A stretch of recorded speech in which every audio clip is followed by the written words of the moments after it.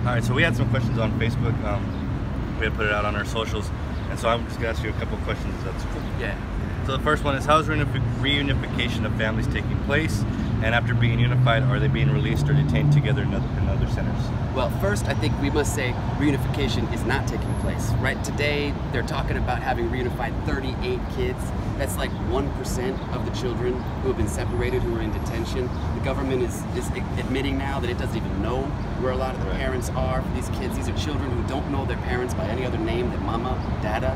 And so what basically happens is, right now the government is trying to challenge an existing law that says that children have to get out of detention after 20 days. They're trying to break through that. They are losing in court, but they still have the ability and the desire to do it anyway and let the courts follow up. They don't care if it takes 2 years for the courts to catch up with them. They're going to break through these norms and do it. So we're hearing right now the government is trying to expand family detention, which currently has about 5,000 beds, by more than 20,000 additional beds. So there's a full-on attempt to reunify, and we have to understand, when we hear the government say reunify, what they mean is put them on an airplane together and deport them, or put them on a military base and hold them together. It's only through paying the bonds, which is what we're doing with the $20 million that have been donated through Facebook to our organization, is we're paying the bonds. We've spent in about 2.5 weeks around $100,000, which sounds like a lot of money, but it's actually only 18 moms that we've been able to get out. Once you can get the mother out from detention, then she can get to a stable residence and begin the reunification process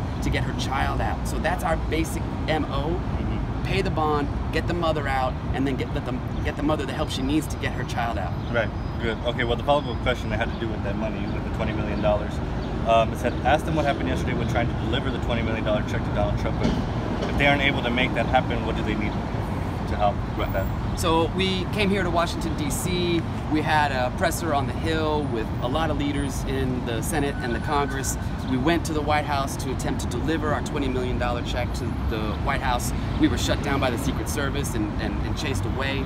But we're going to continue to press the government to accept that money and to work with us on an orderly process for releasing all these families. But that doesn't stop us. We're every day right now paying tens of thousands of dollars to help get each mother out that we can, but we're having to act like private investigators just to find them and jump through all the bureaucratic hoops. If you've ever been to the Department of Motor Vehicles and had the worst time, that is an easy day in terms of dealing with ICE to pay these bonds. So we've paid about, we've paid almost $100,000 now for 19 women, but that's really just not enough. We know that those donations were not given to us.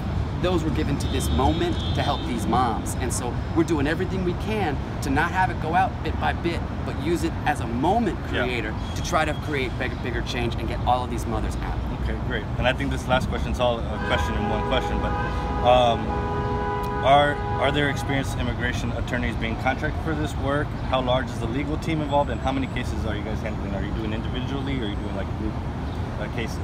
In order to be a lawyer, you've got to be individually retained on each case. So we are trying to approach this problem that's affecting a whole class of people, but it breaks down to one lawyer, one client, battling for that person.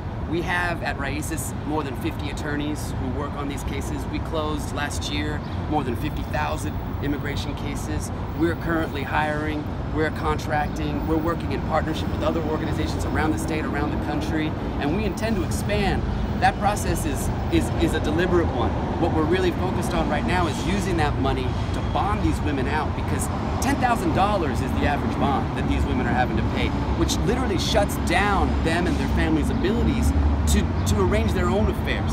And so our hope is that by lifting up this burden of the $10,000 for each family, that they can then organize among themselves now, without waiting for a nonprofit to grow to scale, and they can spend the $2,000 or $3,000 on an attorney, on getting a ticket. We have funding available, and we're helping on an individual basis on getting people buses, airplane tickets, hotel rooms when they need it. We're doing that help, but by trying to alleviate this mass oppressive bond structure from these families, it's also enabling a lot of families to organize the help that they need in their communities to get these families safe and out of jail. Great. And if you want to donate more money or help, where can you go right now to go do that? You can go to our website. You can donate to our Family Reunification Bond Fund.